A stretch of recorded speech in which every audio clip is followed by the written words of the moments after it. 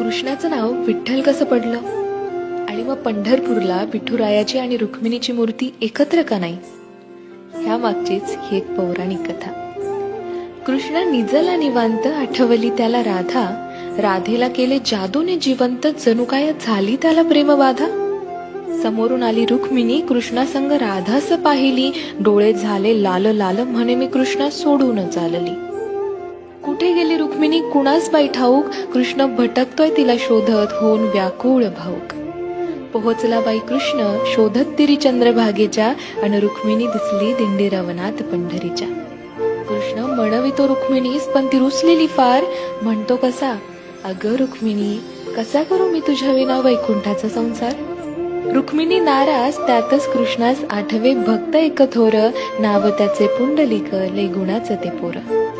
पुंडलिकाच्या घरी आली कृष्णाची गबाई स्वारी. पुंडलिक करीतो आई बापाची सेवा, ठेवून उभा विटेवर कृष्णाला दारी. वाट पाहता पाहता